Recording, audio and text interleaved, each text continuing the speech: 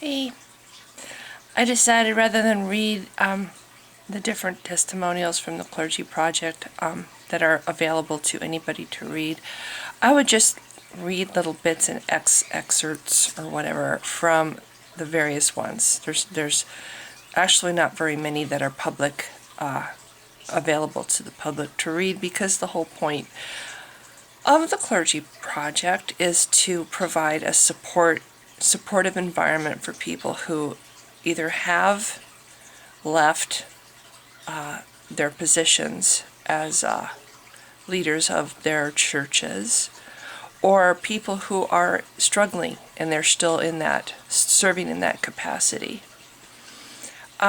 I saw somebody, I didn't read it because I didn't want to make yet another video on YouTube where I'm ranting and raving at the camera, but I saw a couple posts on Jerry DeWitt's Facebook page, basically questioning why there would be a need for something like the Clergy Project. To me, that's like saying to a crowd of battered women who have managed to escape an abusive relationship, why would they have any need of going to a shelter?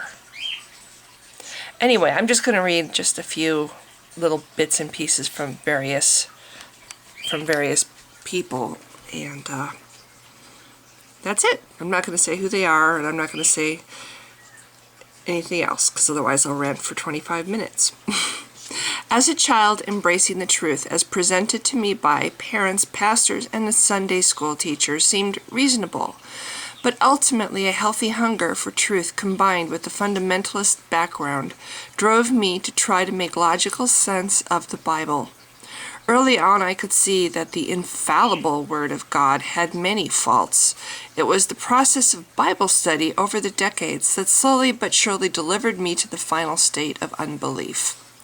A sibling shared with me that, as a young child, she thought the rest of the family was pretending to believe all the Christian stuff we were exposed to at church. When she finally realized we weren't pretending, she concluded that we were all crazy. Well, I may be slow, but I can now greatly respect her youthful skepticism.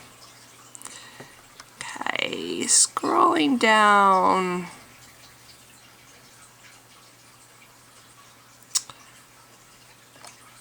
As a psychologist, I continue to try to help people find meanings in their lives. I taught at the university and medical school, had a private clinical practice, and then became a professional speaker on psychology you can use.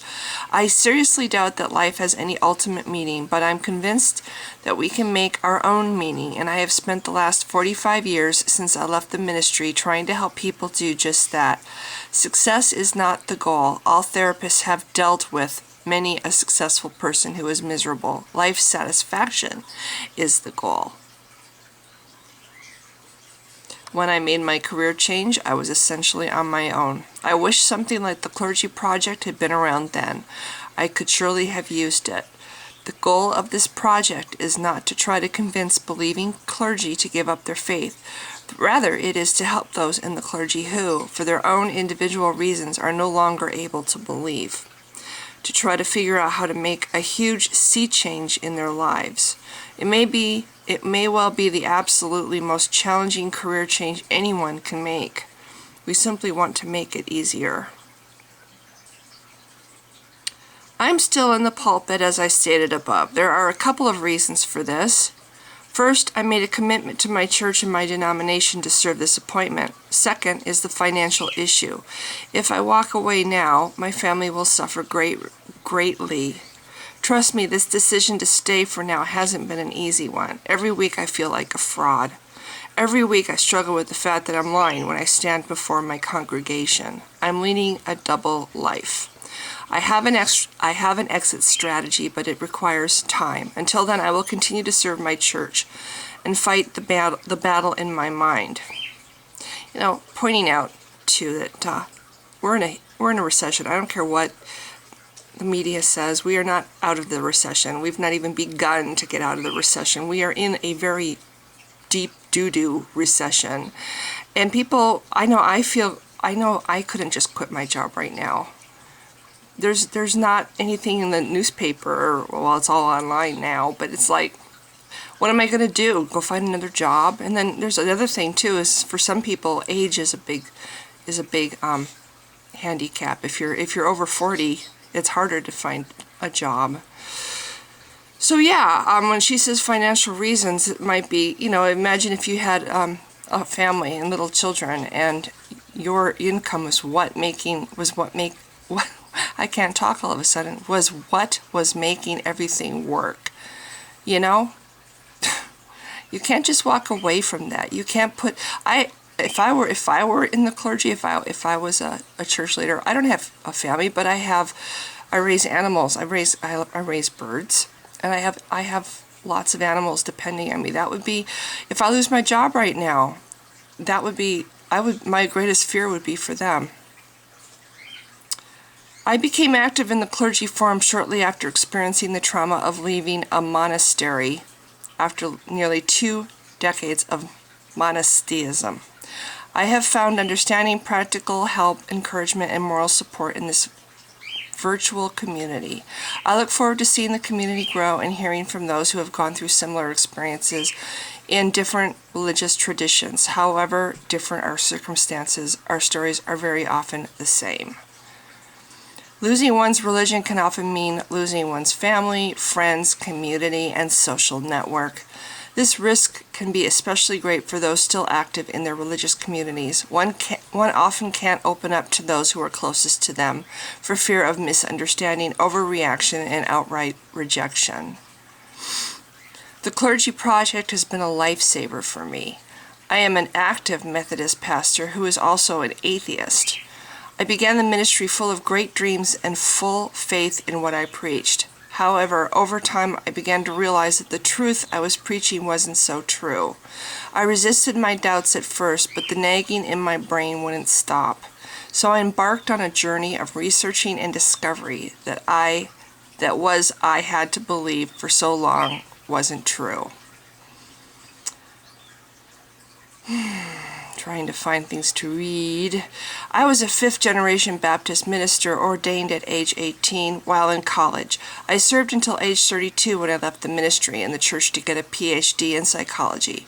I had already completed a 3-year seminary degree following college, which only increased my doubts about the authenticity of the theology. I had learned from childhood. Leaving the ministry was not an easy decision to make since all my friends and family were in the church, but it was a decision I ultimately had to make if I didn't want to risk being publicly phony and privately cynical. I became an agnostic, then an atheist, not because I hadn't read the Bible, but because I had.